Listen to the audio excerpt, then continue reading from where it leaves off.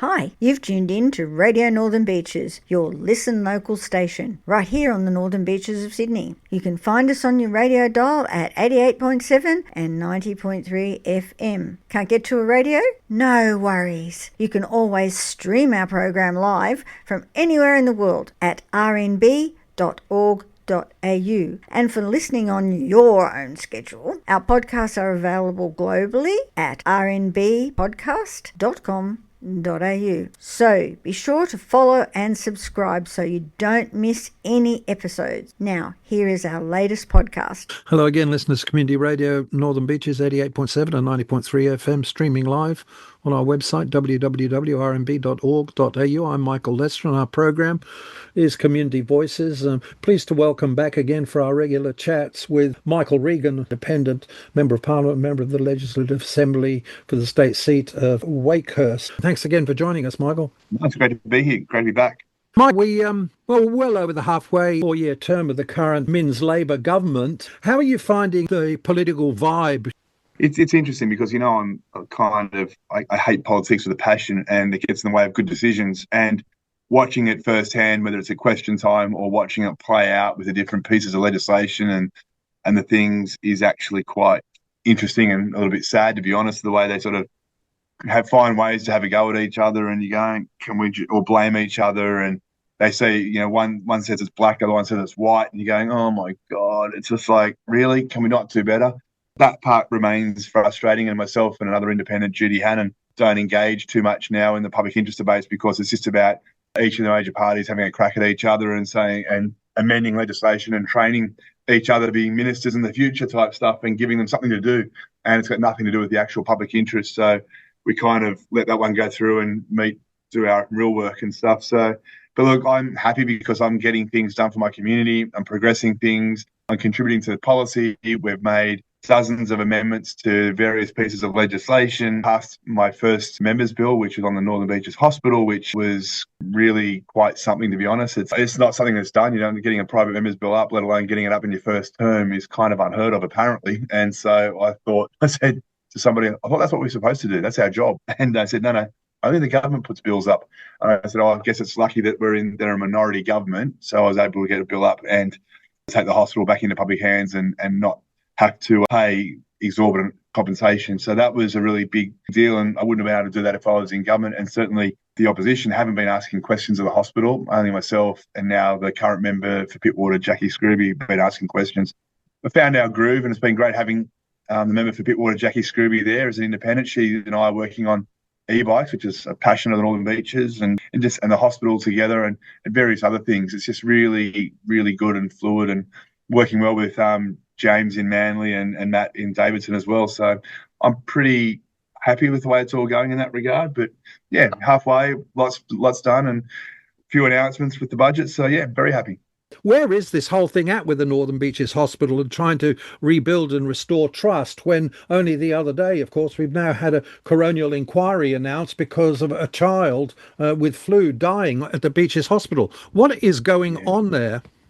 Very sad, mate. It's just our thoughts and our prayers are with that family in particular, and just an awful, awful situation. And, the coronial inquiry will hopefully find out what the hell went wrong there. But what was interesting was last week also, I think possibly the same day that news broke, was that the clinical review was on the Northern Beaches Hospital had been reviewed, and a number of findings in that, such as some basic things that the public hospitals have, which this one doesn't have, and that was the cameras that monitor in the room the patient's condition and what's going on, and they didn't have those installed. And you're going, but hang on, we're paying for this to be a public hospital emergency type stuff. And yeah, it's awful. The nurses and the doctors and the staff in general have all been been working under a pressure cooker situation where they've had staff cuts and shrinking of rosters, but still trying to have to maintain that the patient care that otherwise you would get at a public hospital. So that's been really hard, and it's taken its toll on those nurses in particular and some of the doctors and other staff. What's going on at the moment is that it's now in the hands of receivers, Healthscope in general, and we're now waiting. There's a team from government negotiating with the receivers to take the hospital back into public hands, and that's kind of been stalled to some degree, and what we were hearing or reading publicly was that they were trying to do it according to the original agreement, which was the government was to take over the public portion of the hospital. They'd get projected profits out to 2038 and the private part out to 2058. And that's just not in the public, that's on the taxpayers' interest, it's not in the community's interest, unless they didn't want any windfall gains. So that's why I introduced the legislation. And the legislation gave effect to say that the Minister for Health can take the hospital over at stroke of a pen and cancel the contract if she believes there's been a default event, which they believe has been in terms of being in the hands of receivers. And separately, should the Minister do that and negotiations have failed in good faith, then there'd be no windfall compensation, and then the Treasurer would step in with his team, and there would be around 30 days, I think it was, to negotiate what fair and just terms was. And I'm happy to explain that a little bit more if you want, what fair and just terms could look like. But certainly it was about preventing windfall gains and these stupid deed that said they had projected profits out should it fall back into public hands. That's what we wanted to kill off. Well, look, aside from all the technicalities and complexities obviously involved on the legal side and contractual side, there is the very practical issue of what's happening day to day, as we see from the latest thing, and how can the Northern Beaches community have any trust going forward now? What are the arrangements and how can we be sure? Is the government on side in ensuring that the transition, while they're working all this out, is going to deliver and restore public confidence and trust? And what are they doing? Or are you having to work against them to persuade them to do this? No, not at all. The Minister's been very clear, and I asked him a similar question in question time last week, and around what are they doing about the transition, and are they keeping the staff informed? Because you can imagine, Michael, that if the Minister steps in and says we're taking over on this particular date at the stroke of midnight, then you've got to have the staff to go in. But the staff that are there now, they work for Healthscope. They don't work for New South Wales Health. So if New South Wales Health take it over, they've got to have a transition plan ready to say that, those of you who want to now work for New South Wales Health, great. Thanks very much. That's you. Those who want to stay with Healthscope, thanks very much for your service. See you later. And they've got to make sure that they've got adequate staff to replace them. So, and that's just one of many pieces of work in the transition, but it's a very simple one to explain. That's happening at the moment. So they're putting together a transition plan. They're working with the Staff Medical Council, which is a lot of the clinicians. They're working with the nurses. They're working with the unions. They're working with everybody to make sure that when they do pull the trigger, that it's done efficiently and effectively, and that we'll have the confidence, anyone have the confidence. Hopefully you won't even notice it, but there'll be some things you can't do straight away, like you can't change the computer systems overnight. You can't put in certain equipment such as those monitors, but we're told that the recommendations were to put those things in, that they're going to happen. I'm concerned about whether or not, does that mean Healthscope's going to put it in, or the receivers for Healthscope are going to put those in, or are they waiting to negotiate that into a contract for New South Wales Health to take over? So, yeah, that's the concern. But, and you're right, how do you keep public confidence? It's very hard.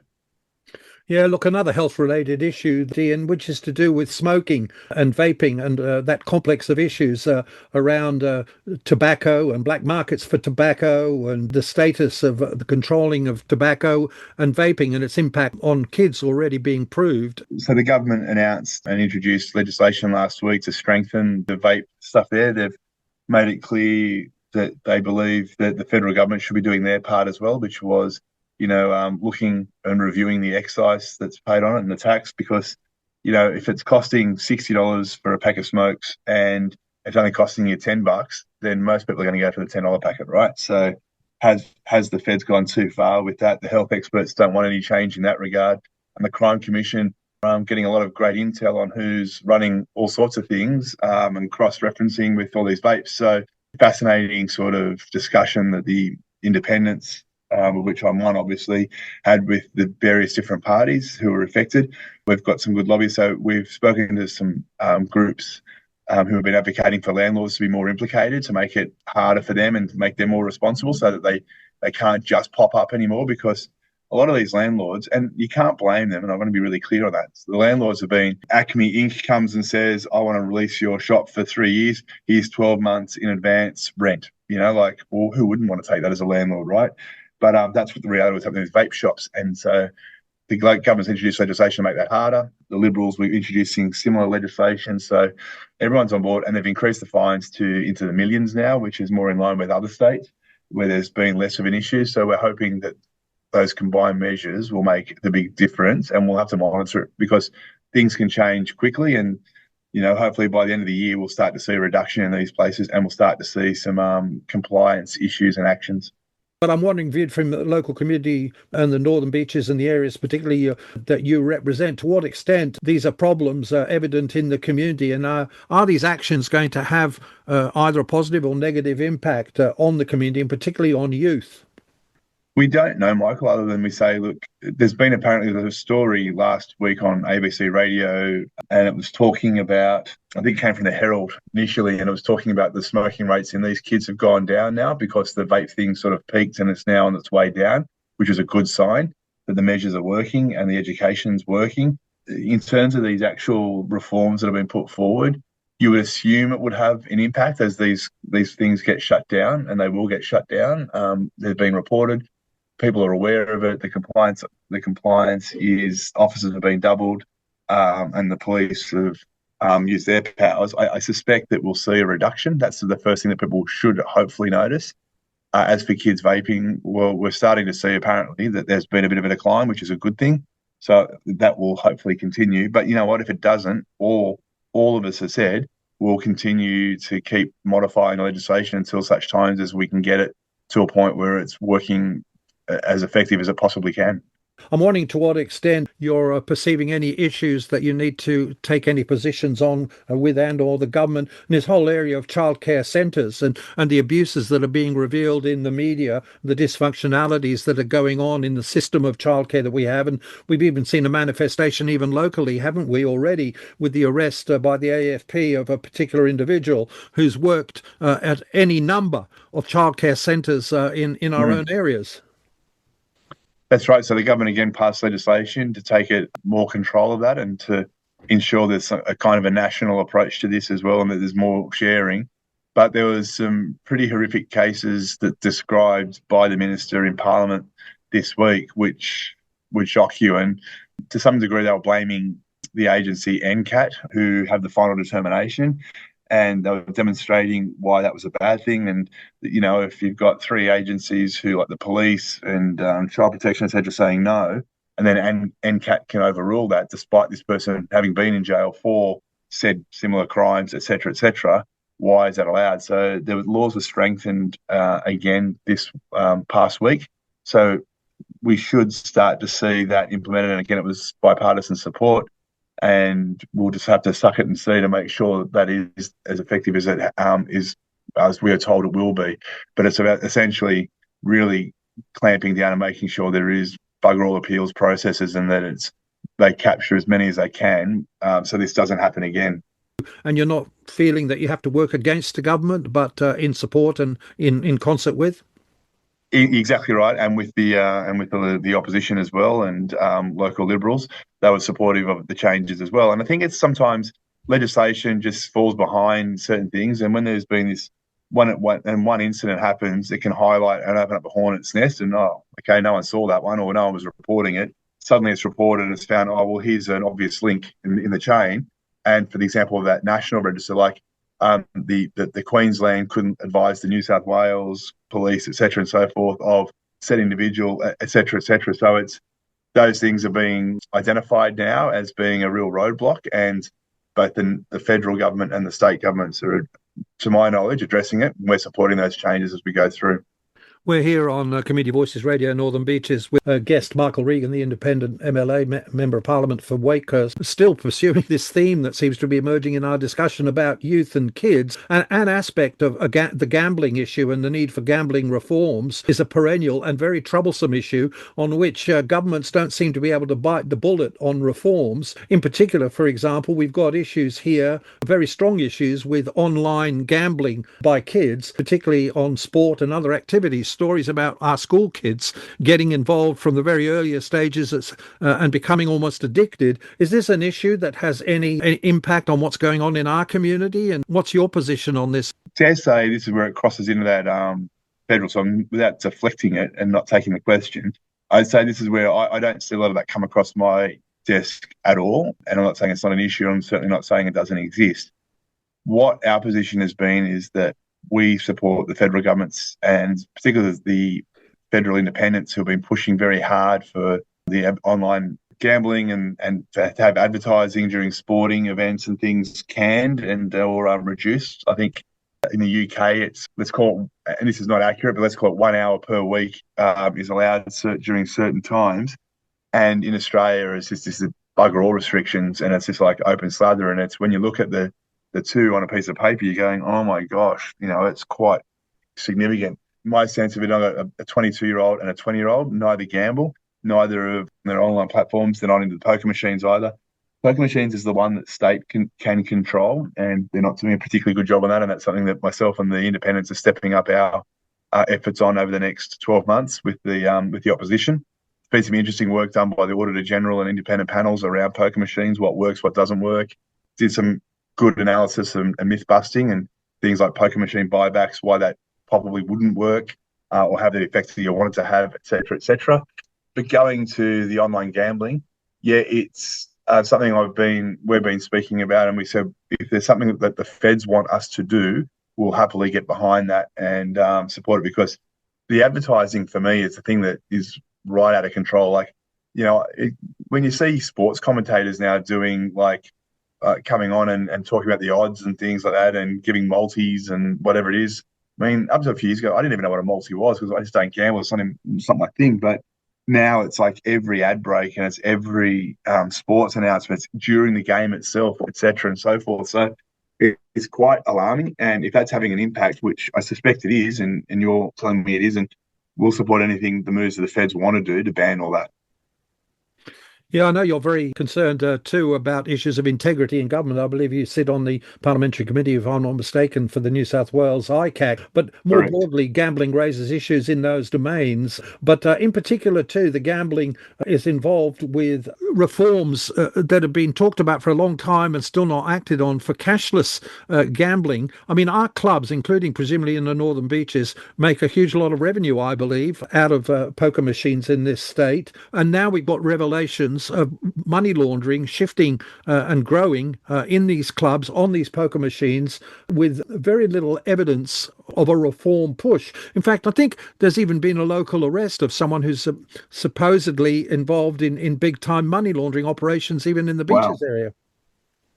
I haven't seen that one, but I am aware of what you're talking about in terms of the clubs. And look, one thing is that the independents are pushing hard on is the cashless gaming and the money laundering. And Helen Dalton, the independent member for Murray, she was pushing very heavily for the Proceeds of Crime Act to be amended to sort of ensure that those poker machines, those profits can go to sort of, and those found guilty, going back to those people. So it's been really interesting, but the government's been fighting it tooth and nail. Opposition hasn't really gone after them about it, which is surprising me because I thought, given their election commitment, they might want to go harder on the cashless gaming in particular.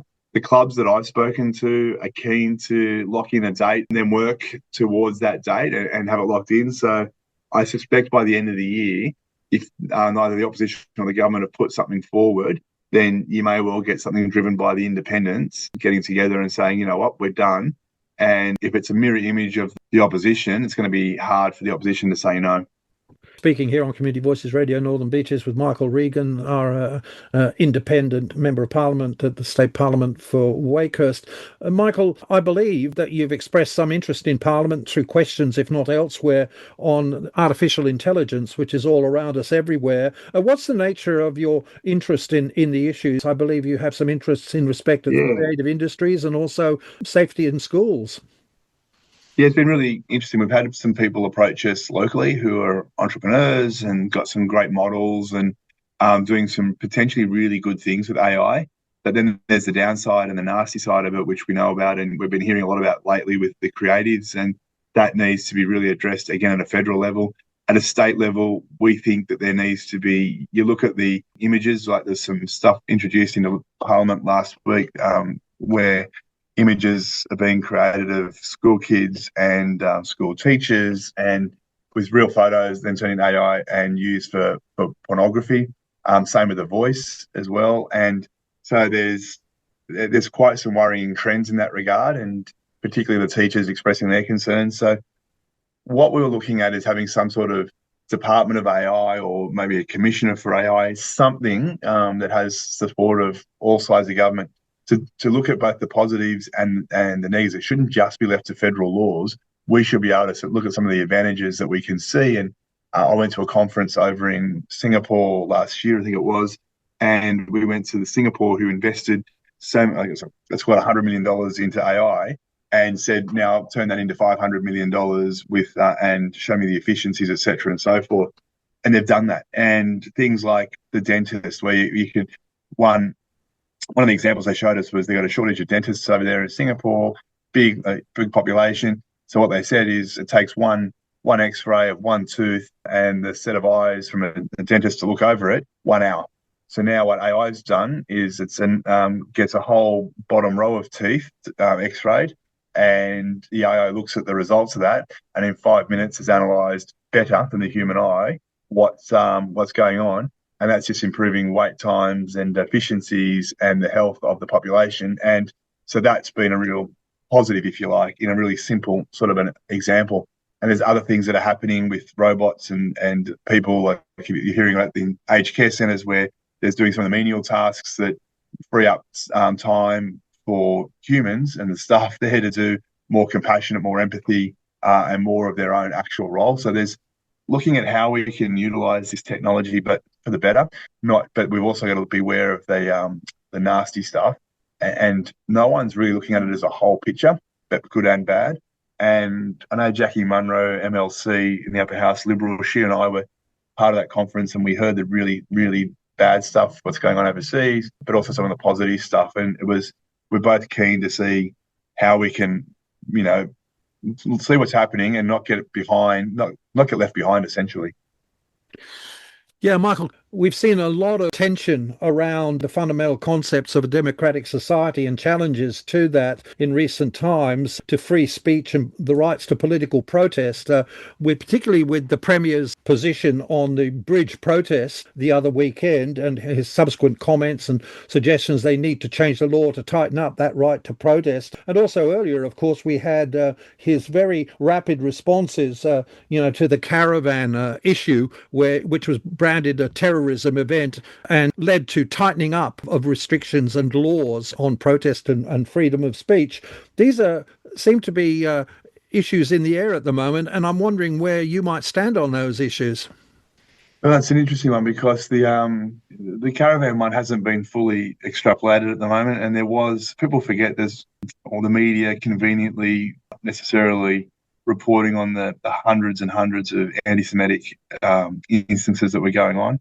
You talked to Kelly Sloan, the member for Vaucluse over in her area. The Jewish population were really targeted, and it's quite some nasty stuff. Even on the Northern Beaches, there's 1 or 2, 3 that I can think of incidents over here, and it was really ramping up. And so the Premier was acting on some advice. Whether or not he's gone too far with the caravan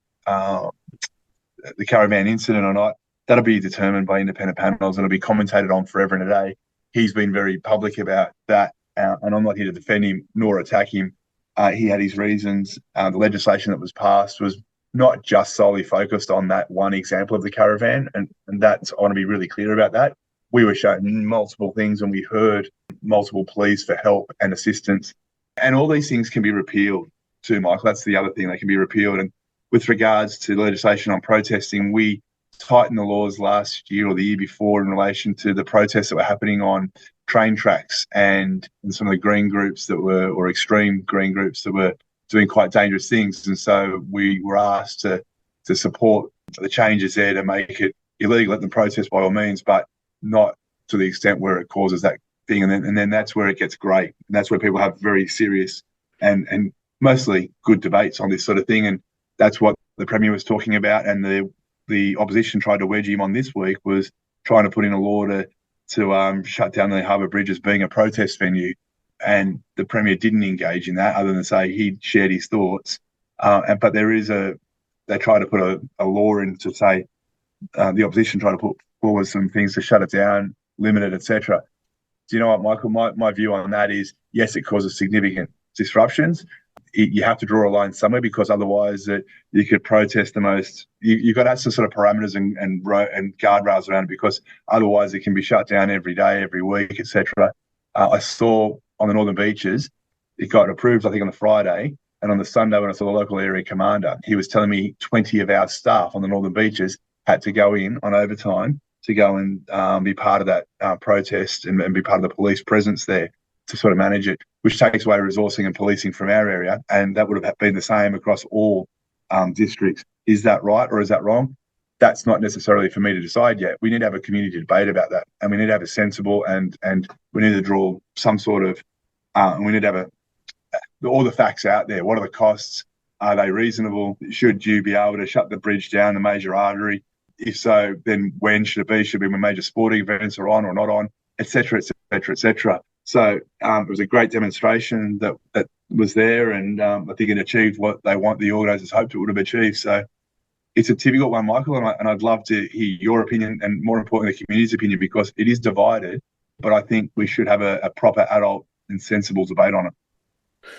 Yeah, as we wrap up here, Michael, that could be a long debate, and I'm not sure anyone's particularly interested in what my views are anyway, but I'm certainly interested in what the community's views might be. But Me too, mate. And I know a lot of people protested from the Northern Beaches on the Harbour Bridge, but some of them said to me they were scared, they were worried about the things. Others said, no, we weren't the least bit scared. It was really well done by the police, and the organisers were really good at making sure that nobody broke ranks, so to speak, and gave any excuse for it to be shut down. And I thought that was a credit to them and a credit to the police for the way they try to ensure safety. It's a hard one, but I genuinely think, Michael, we need to have a conversation about it, because otherwise, where do you draw a line, or do you not draw a line at all? And I think most reasonable people think there should be a line drawn somewhere, but what is that and what does it look like? And I'd hate to be I don't think we should be trying to wedge the government on this, and the opposition shouldn't be trying to do that, and nor should the government try and wedge the opposition either. And as we wrap up here with our guest, Michael Regan, independent member of State Parliament for Wakehurst. Michael, I mentioned at the top of the programme that we're about 18 months away from an election, but there seems to be a bit of a focus on the Northern Beaches politically and campaign-wise already, doesn't there? Premier Minns visited here only recently this past month, and we've also had the Liberal leader, Mr Speakman, coming along with the shadow ministers on a listening mission. What do you read into the fact that Minns and his people are focusing on the Northern Beaches, and that the Liberals with Speakman are turning up in big numbers here already 18 months before the election? I don't think that in the case of the opposition and Liberals, I don't think they're particularly chuffed with losing two historically blue ribbon seats, and so in Wakehurst and Pittwater. They're seeing that we are progressing and getting a lot of things done which they couldn't do or hadn't done, that we are just here making things happen, and like we promised we would. So I guess they're concerned about that, and they want to be seen to be doing something. And equally, they're probably worried about Manly, I guess. I don't know. I'm not part of their strategy or anything like that, but they'd be worried about losing that one as well, which is fair enough. As for why Labor were over here, I will say that my experience with the Manly Chamber of Commerce team, they're excellent. They've got good resources. They can pull a good crowd of local businesses, and hats off to them for getting the Premier and the Treasurer there. I think that's good on them. And I think the Treasurer and the Premier are more than happy to speak to anyone. They've been here before. I've brought them over here, and the Minister and for Health and the Treasurer with 500 people at the DYRSL to talk about the hospital and what's happening, why we're in the position we're in. And it wasn't about bagging the Liberal government or the previous decisions. It was just about informing the community and being open and transparent about what's possible, what's not possible, and what next steps are. And similarly, I think with the insurance legislation, I dare say that the government was over here just reminding the local businesses that their costs are going up because the legislation on eye care and is not progressing. And I think they want to remind businesses that there are roadblocks and that they have some sort of a say, and they're here to listen, but also to inform. Good on them for taking that, but I also want to make sure that the Manly Chamber of Commerce get a proper shout out, because they are a dynamic mob doing good things for their local businesses and local community in general. Thank you very much, Michael Regan, independent member for the State Parliament for Wakehurst, for joining us once again on Radio Northern Beaches Community Voices. Thanks, Michael. Thanks, Michael. Australia, the lucky country. We've got meat pies. we've got the world's best beer. But most importantly, top of the list, we've got Radio Northern Beaches 88.7, 90.3, now hitting the entire world on www.rmb.org.au.